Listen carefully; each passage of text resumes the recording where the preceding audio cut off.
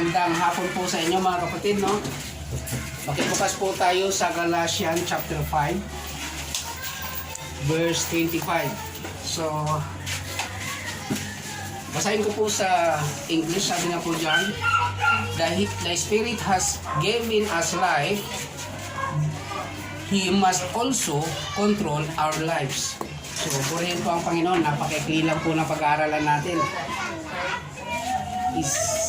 So, sa hapon pong ito, nais ko pong umpisahan ng ating pag-aaral sa isang maikling kwento na kung saan po ay loobin ng Panginoon ay ang ating pong pagtitipon na ito, bagamat kinokontrol talaga ng pagkakataon, ng panahon, ano? Na kung saan po ay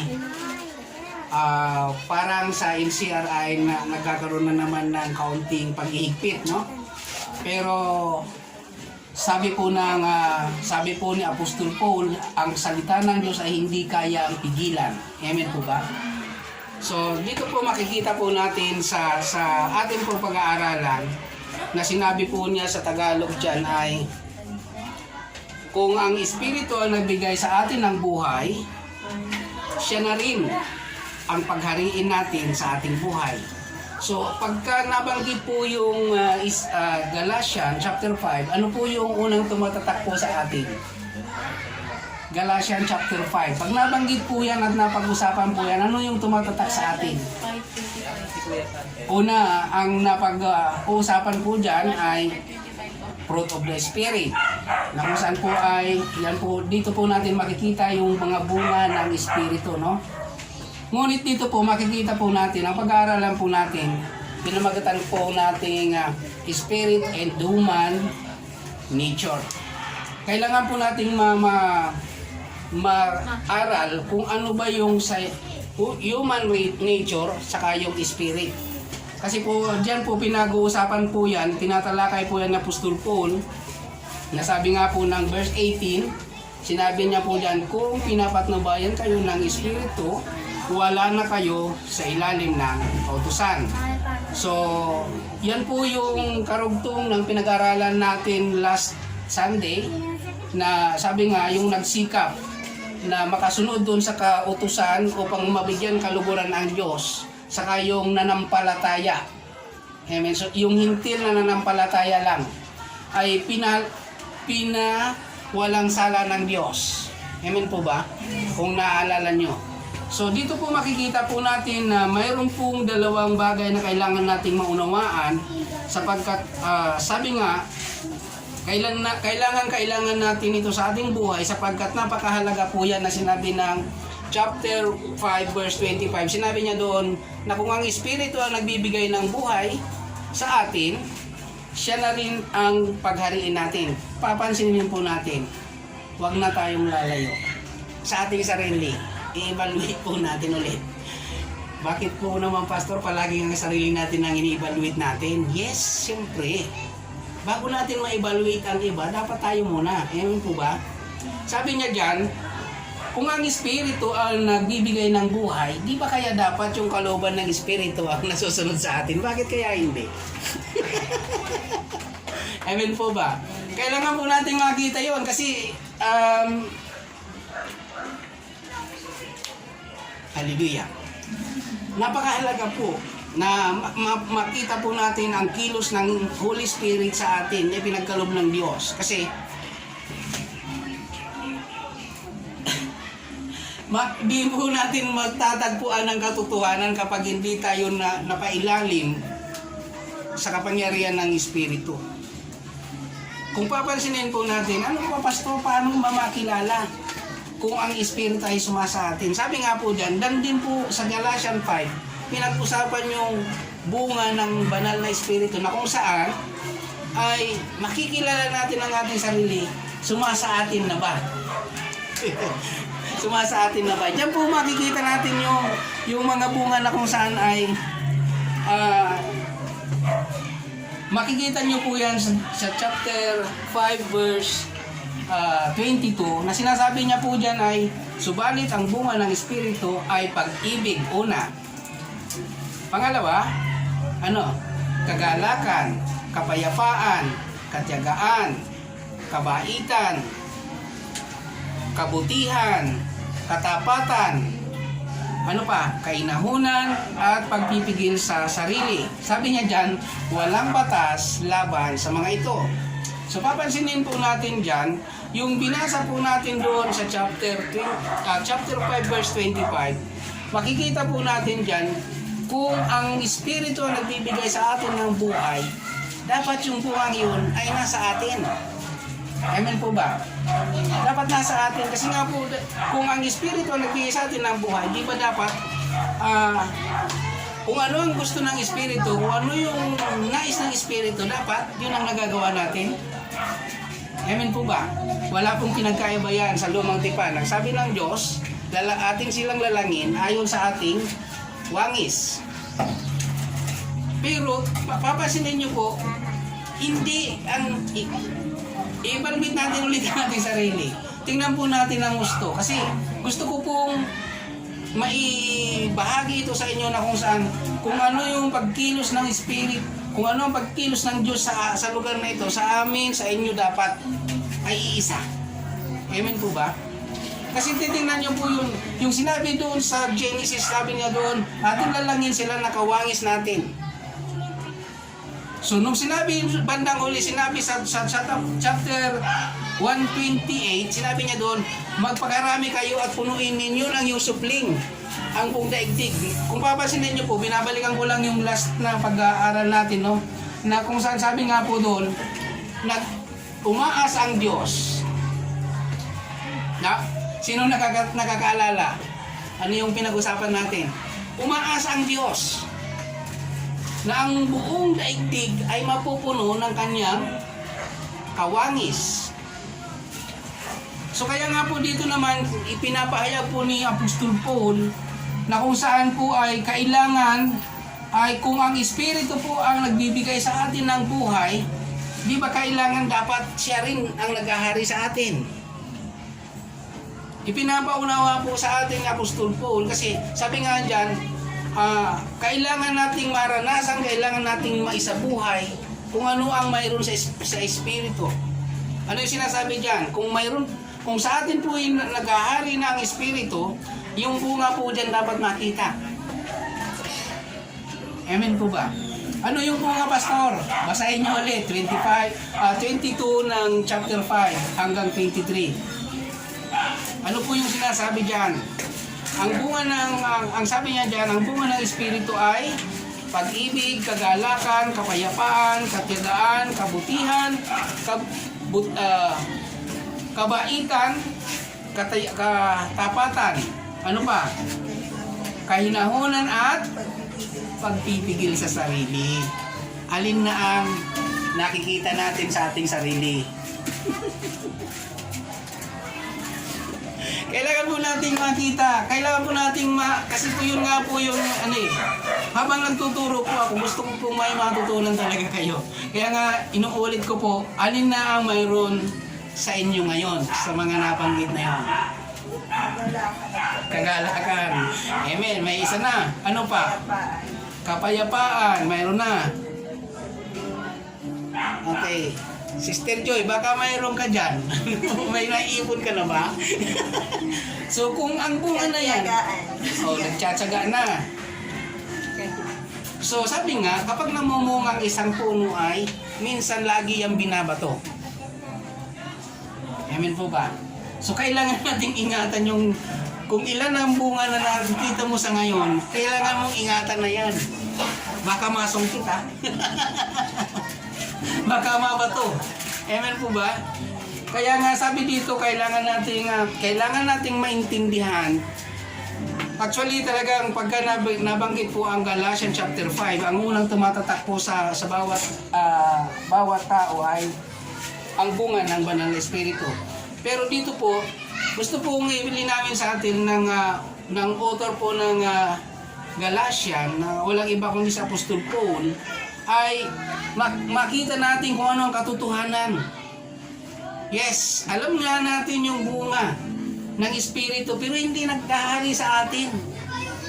Kailangan Kailangan, ito po yung kailangan nating makita. Kung alam na natin ang bunga ng banal na espiritu, kailangan maghari sa atin.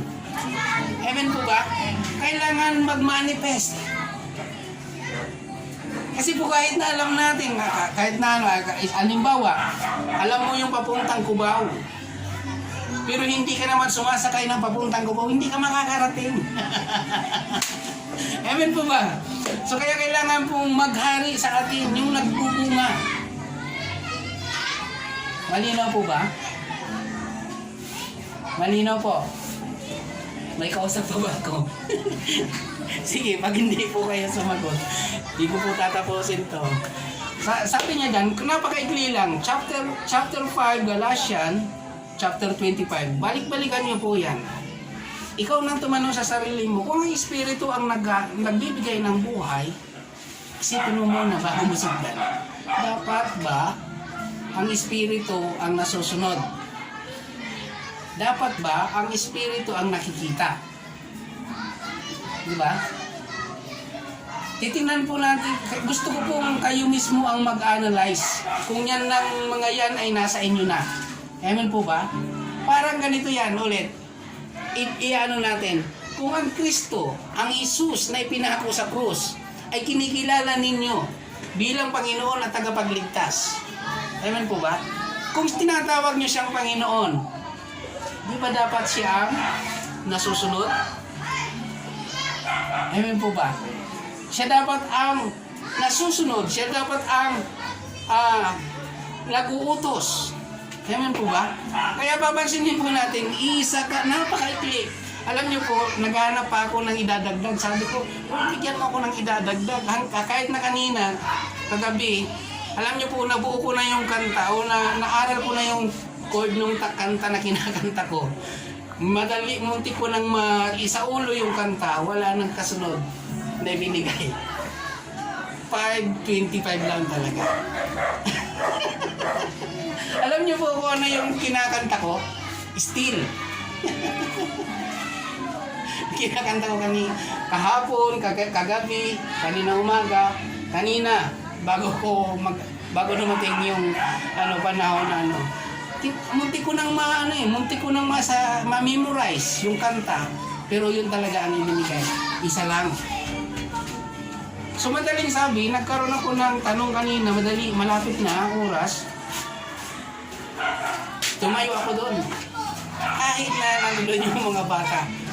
Talagang sinisikap ko na magkaroon ako ng kasunod pa. Inahanap ko talaga na sana mayroon pa. Pero ito lang talaga sinasabi ng Panginoon. Kasi hindi mahalaga kung maubos natin ang buong Biblia. Kung walang maiiwan sa atin. Ano po ba? Oo nga, nalakbay natin kung saan tayo pumunta sa verses ng mga book ng Bible. Pero wala tayong natatandaan. Kasi yung tanong ni Apostol Paul, sabi niya diyan, kung ang Espiritu ang nagbibigay ng buhay sa atin, hindi niya sinabing sa inyo. Meaning, kasama si Paul. Meaning, ako ngayon kasama. Diba? Sabi niya doon, sa atin. Kaya nga, kung papansinin po natin, maging ang Panginoong Isus, nung siya ay nangangaral, sabi niya doon, magmahalan kayo. Hindi niya na isinami yung kanyang sarili. Bakit kaya, Pastor? Kasi ito po yung napakasimple na gustong ipakita ng Panginoon doon. Kung hindi niyo mamamahal ang kapwa niyo tao, paano niyo mamahalin ang Diyos na hindi niyo nakikita? Paano niyo mamahalin ang Panginoon na hindi niyo na rin nakita? Amen po ba? Pero sabi niya diyan, kung mamahalin mo ang kapwa mo tao, bibigyan mo siya ng pagpapahalaga, parang ang Panginoon na rin ang binigyan mo ng pagpapahalaga. Sino nakabasa? Kung sino man ang tao na magbibigay ng kahit na isang basong tubig na malamig sa maliit na lingkod kong ito, sabi ng Panginoon, ay pagpapalain ko. Sino nakabasa? Doon lang makikita po natin na dahil sa sila'y lingkod, no? Dahil sa sila'y lingkod. Kung papansinin po natin dito sa pinag-aaralan din natin, kahit na ito'y napakaikli lang. Sabi ko nga nung inaral ko to, napakaikli lang. Tingnan niyo po yung nature kasi ng human nature. Ano ba yung kanyang pagiging tao? Ano ba yung kanyang klaseng buhay mayroon? Although iba-iba. Iba-iba yung pinagdadaanan natin, iba-iba yung gusto natin, pero pag pinansin nyo po, pag tinignan nyo po, halos pari-parehas tayo ng gusto. Sino yung hindi gusto yumaman? O, di ba puro gusto naman yumaman? O, sino yung gustong yumaman? Wala rin. Naninig ko kanto. Yes, dapat pagka sinabing, sino yung gustong yumaman? Yes! Amen! Ganun dapat. Kasi, tingnan po natin ha. Sabi ng Panginoon dyan, kung ang Espiritu ang nagbibigay ng buhay sa atin, siya rin dapat ang nag-aari sa atin. Ano yung gustong ipakita sa atin dyan? Kung papansinin po natin, yung buhay na yan mayroon sa mundo ito, yung yaman, lahat na kailangan natin, sino na gumawa niyan? Ang Diyos. Okay. Tama naman si Sister Joy doon. Ngunit, pag hindi mo naintindihan na yung lahat na mayroon dyan ay ang Diyos ang lumikha, talagang hindi ka lalapit sa Diyos ng buong puso. Kasi nga, ang akala mo kay Bombay pwedeng lumapit. Di ba? O di ba? Mayroon ba yung gano'n? Lumalapit, umaasa kay Bombay kung kailan daraan. Pero kapag ang Espiritu ang naghari sa'yo, ano ang mangyayari? Kahit anong pagsubok na nandiyan, kahit napakaraming mga up and down, anong sabi niyan?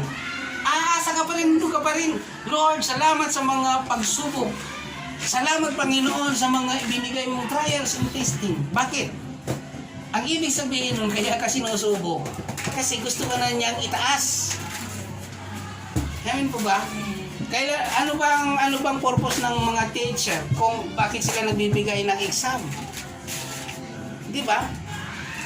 Para mabigyan nila ng grade, para mabigyan nila ng pagkakataon, ito, ganito ang naging makikilala nila kung ano na yung antas ng natututunan ng kanyang mga aral. So, dito po makikita din natin, spiritually sinusubok tayo. Kung papansinin nyo po dyan, mababasa nyo na ang ayaw ng Espiritu ay gusto ng laman. Ang ayaw ng laman ay siyang gusto ng Espiritu. So, papansinin po natin, makikilala mo pala. Sinabi rin dyan sa Galatians 5. Kaya nga kung gusto mong malaman ni Pastor, ano bang sinasabi ng Espiritu diyan? Sabi niya ng verse 18, sabi niya kung pinapatnubayan kayo ng Espiritu, wala na kayo sa kautusan, sa ilalim ng kautusan. Amen po ba? 19, sinabi diyan, hindi makakaila ang hilig ng laman, pakikiapid, kahalayan at kalaswaan. 20. Pagsamba sa Diyos-Diyosan, pagkukulang, pagkapuot sa isa't isa, pag-aaway-away, pagsisilos, pagkakagalit, at kasakiman, pagkakampi-kampi, at pagkakabahabagi. 21. Pagkainggit, paglalasing, kalayawan, at iba pang katulad nito. Muli ko kayong binabalaan, ang gumagawa ng mga ito ay hindi magkakaroon ng bahagi sa kaharian ng Diyos. Hallelujah. So, kilala na natin ang human nature na kailangan nating iwasan. Amen po ba? Pero napakaikli lang ang sinabi dyan ng Panginoon. Subalit, ang bunga ng Espiritu, makikita mo po dyan, ano po yung bunga? Binabanggit din dyan. Hindi pa ako lumalayo. Binabanggit din dyan sa 22. Ano sinabi? Pag-ibig, kagalakan, kapayapaan, katiyagaan, kabaitan, kabutihan, katapatan, kahinahunan, at pagpipigil sa sarili. Ano na po ang mayroon tayo?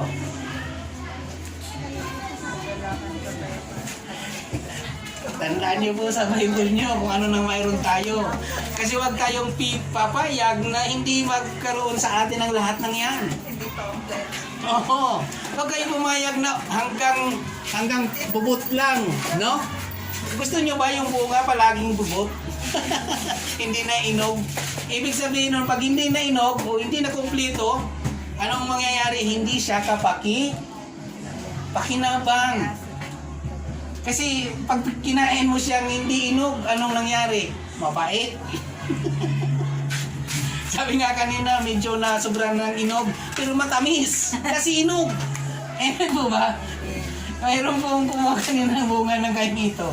Sabi niya kahit medyo nakasobra-sobra, nakalagpas ng kainugan niya, andun pa rin yung tamis. Kasi kumpleto yung araw. Kumpleto yung bungang yun. Amen po ba? Kaya sikapin po natin na yung siyam, yung bunga ng Espiritu ay makumpleto po sa atin. Amen po ba? Sinong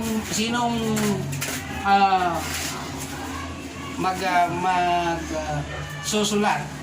Isulat nyo po, alin na yung nasa inyo na.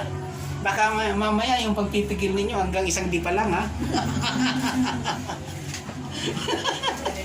Oo, di ba? Kailangan natin i-maintain yung kung anong bunga mayroon tayo. Sabi ko nga po kanina, kapag namumunga na, tandaan po natin, bantayan na natin yan sa panalangin. Yan po ba?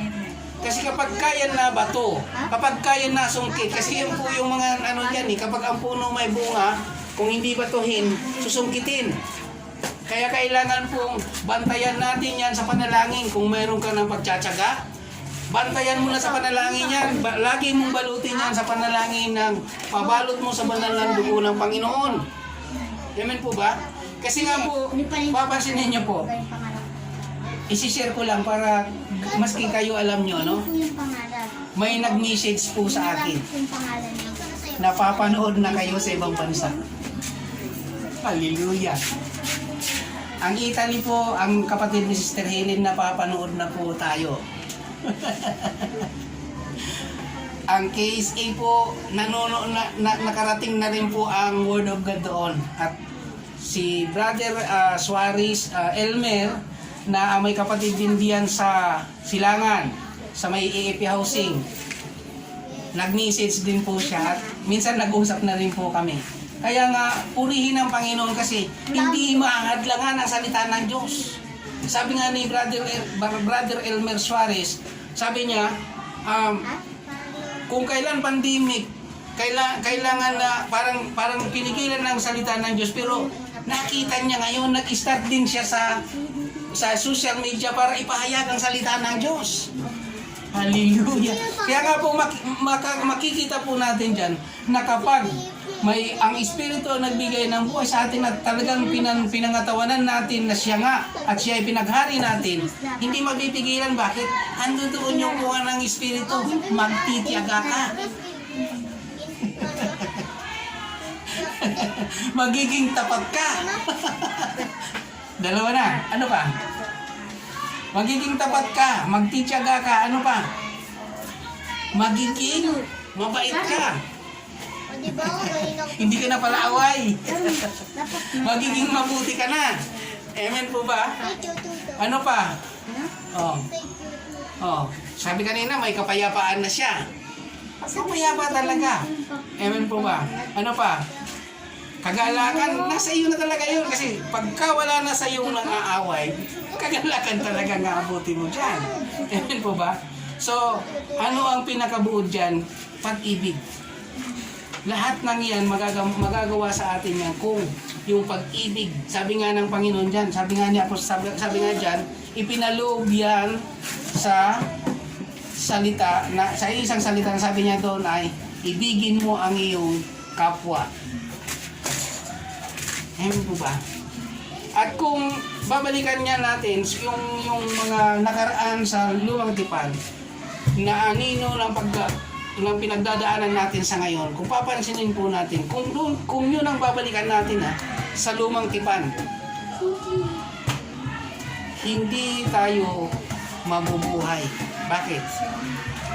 Doon kaunting pagkakamali lang. Anong ginagawa? Binabato. Dito pag binato ka, makakapag-demanda ka pa eh. Makakapag-complain ka pa sa barangay. Pero doon kapag binato ka, makikibato na rin.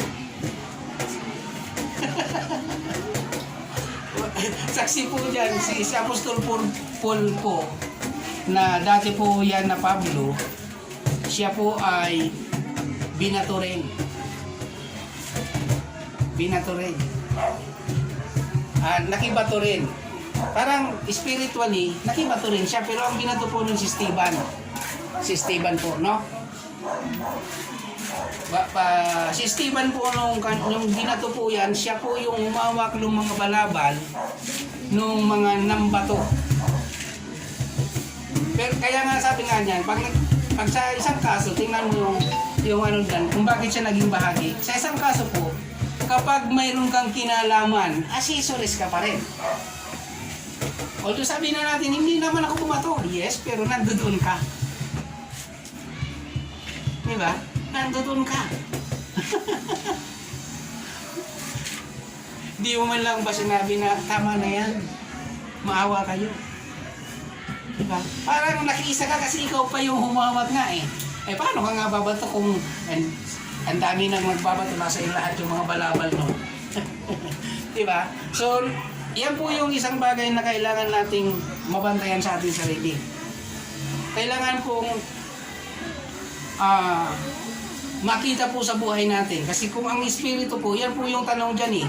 Yung tanong ni Paul, sinabi niya dyan, kung ang espiritu nagbibigay ng buhay, kailangan ang espiritu rin ang nagkahari sa atin.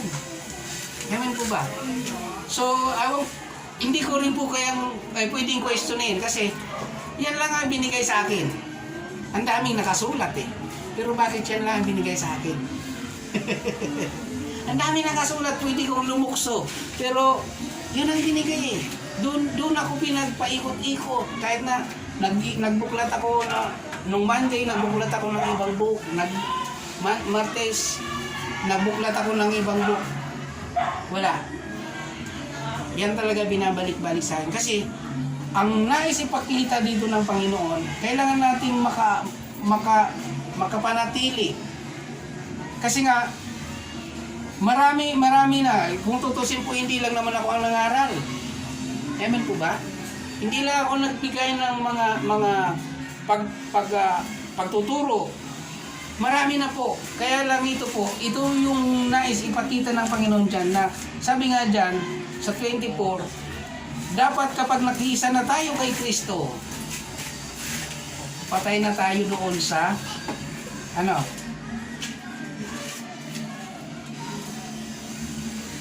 sabi niya dyan sa 24, makikita nyo po dyan, kapag na ang tao nakipag-isa kay Kristo ay kanila nang pinatay ang kanilang makasariling pagkatao, pati na ang mga masasamang hilig nito. Kaya nga po, diyan po makikita natin ang ating sarili. Kayo po ang makakakilala una ng inyong sarili. Yan ba'y nasa inyo na? Baka naman, yun nga, yung mula sa 18 pa lang, di pa tayo lumilipat. Mula 18 hanggang 26 na pinag-aaral natin. Hindi pa tayo lumilipat, pero hanggang alas 6 na. Pero napakaikli lang nung binigay sa akin. No? Hindi pa tayo lumilipat, di pa tayo pumupunta sa ibang book. Kasi nga, napakahalaga na kahit dito lang tayo sa isang salitang yan. Ang nais ng Panginoon, ito po yung ipinagkaloob sa akin ng Panginoon. Nais ng Panginoon, maintindihan natin yan. Sige, basahin natin mula dyan hanggang doon sa ang gusto natin book. Pero ang tanong, mayroon bang naiiwan? May natutunan ba tayo? Amen po ba? Eh, tinatamad ka lang, pastor, magbasa. Eh, wala namang problema. Andyan naman kayo eh.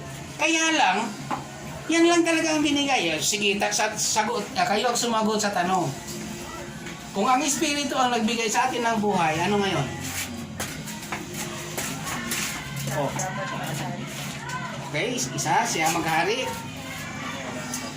Ha? Mukhang may sumasagot doon sa likod. Ano daw? Bukod sa siya ang naghahari dapat sa atin, ano pa dapat? Oh, kita? Oh. Kaya ganda, tama naman ang pinagkaloob sa akin ng Panginoon na wisdom eh. Bakit kailangan mong maglakbay, lumayo ng lumayo sa binabasa mo? Eh, sige nga, ipaliwanag mo sa akin yan. Alam niyo pang napakahaba na nung inisip ko.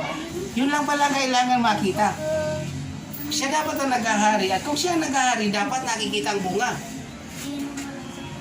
Asan ang bunga, pastor? Eh, sa taas niyan. Ano bunga? Tingnan mo, 25. Sa taas ng 25, makikita mo ang bunga.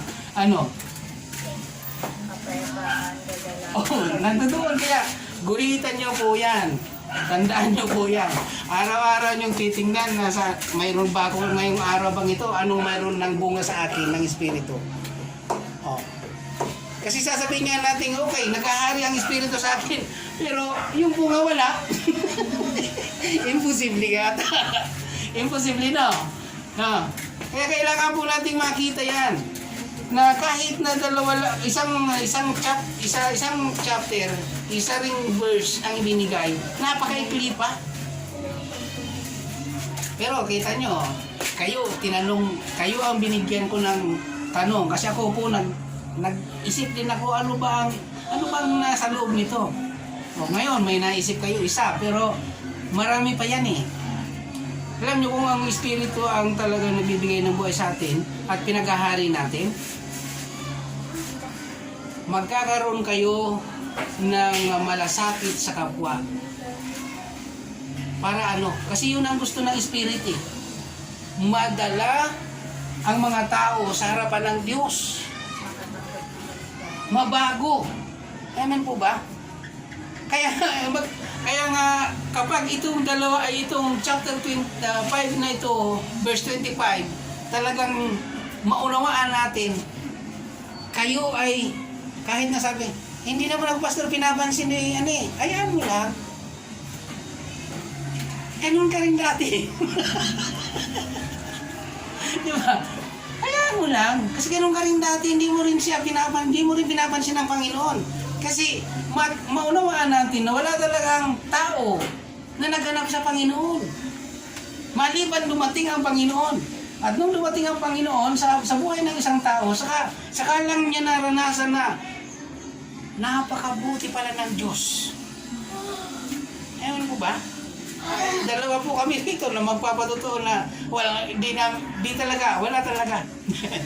Pero napakabuti ng Diyos. Sabi nga niya, ako ang humanap at tumawag sa inyo. Pumili at tumawag sa inyo. Para ano? Anong sabi? Andyan para mamunga. Humayo at mamunga. Amen po ba? So kaya nga kailangan po nating pagtibayin. Yung verse 25 na yan ng Galatians 5, alamin natin sa ating sarili. Kung ang Espiritu, una kasi, sabi po sa Genesis pa rin, balikan nyo, chapter 2, ipinagkaloob ng Diyos yan. Ganun po ba?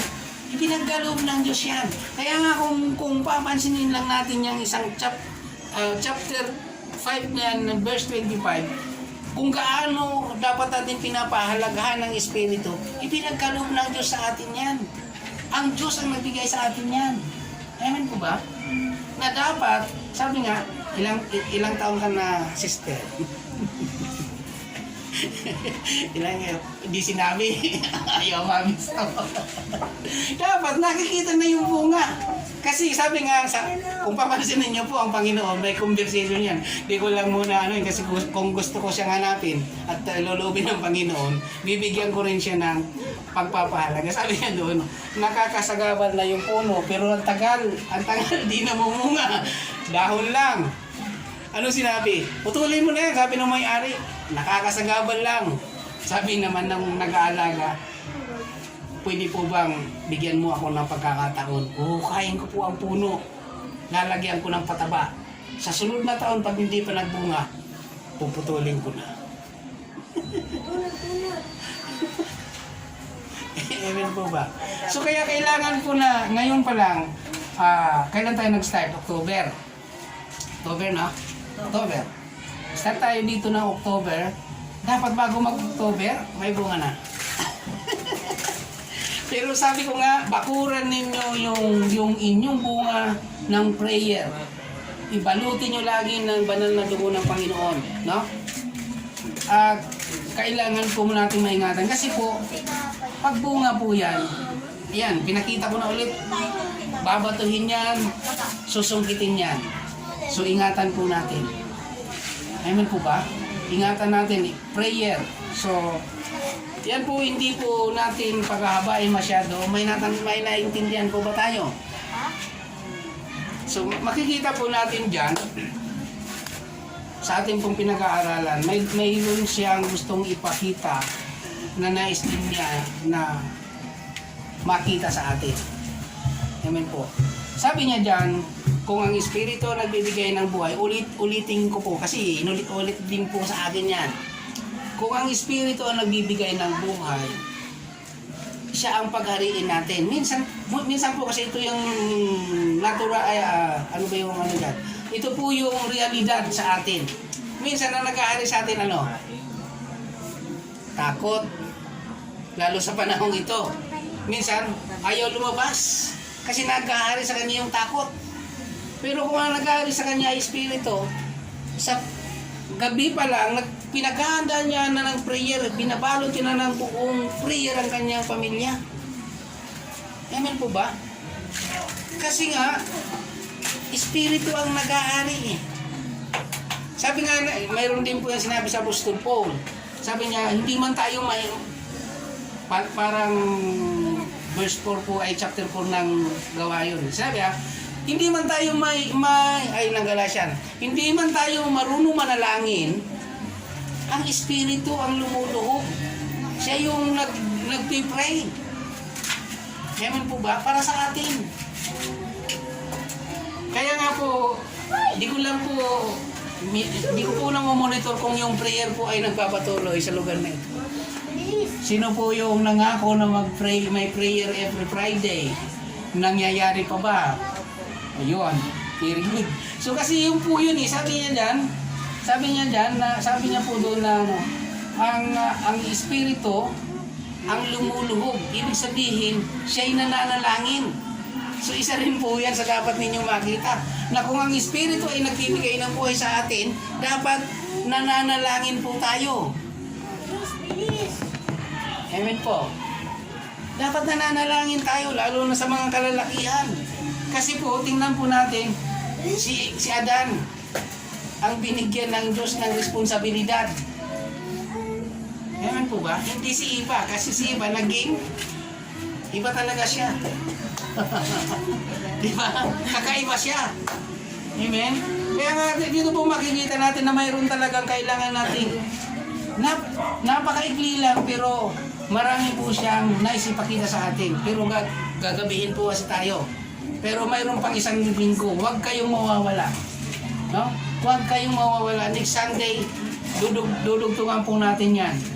Ito po ay karugtong din nung pinag-aralan natin nakaraan, na sinasabi nga po doon na yung ating pong binalikan kanina sa intro.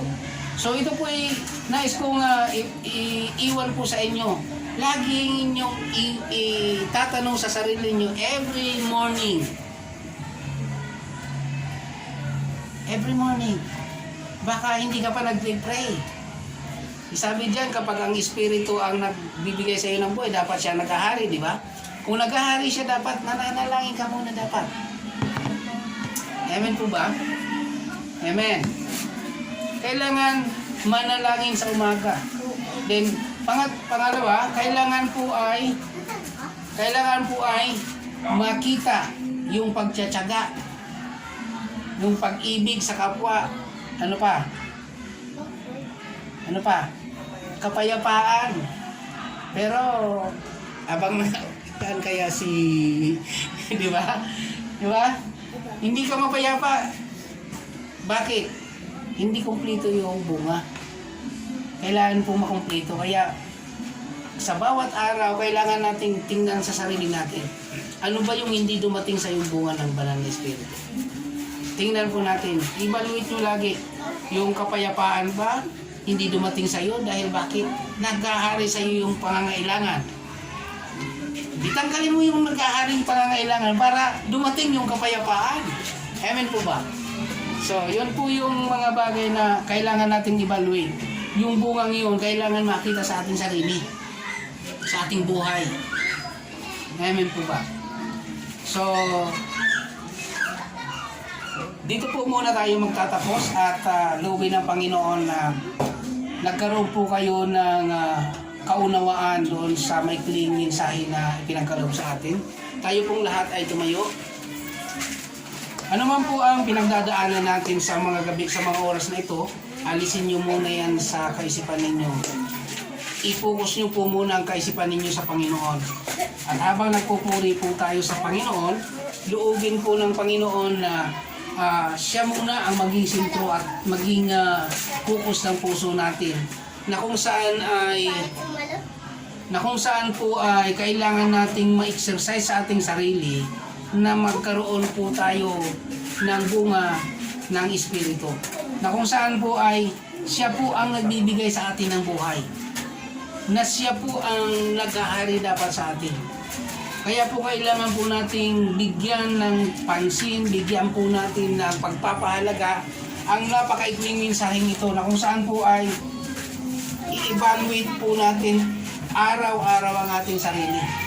Baka minsan po ay wala sa iyo yung kagalakan. Alamin nyo bakit hindi ka nagagala. Amen po ba? So yun po yung mga bagay na kailangan nating makita. Kailangan nating evaluate sa ating sarili. Bakit kaya hindi ako nagagala? Bakit kaya wala akong kapayapaan? Bakit kaya wala sa akin ang kabutihan? Bakit kaya wala sa akin ang katapatan? Yan po yung mga bagay na kailangan nating tingnan. Ano ba ang nagiging sagabal? Ano ba yung nagiging hadlang para hindi natin ito maranasan? So sa hapon pong ito, malaya po tayo. Isipin niyo po yung mga bagay na hindi na humahadlang bakit hindi natin maranasan ang bunga ng Espiritu. Hallelujah. Isipin niyo rin po sa hapong ito kung bakit ano ang humahadlang, bakit minsan sa isang araw hindi tayo nakakapanalangin. Kaya po ng sinabi kanina, nang kahit hindi tayo marunong manalangin, ang Espiritu ang lumuluhog para sa atin sa harapan ng Diyos. Hallelujah.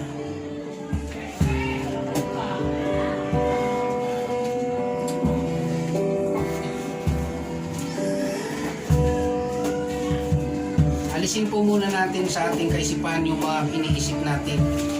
Umaagaw sa ating atensyon, umaagaw sa focus natin para hindi natin makita ang kalooban ng banal na Espiritu sa ating buhay.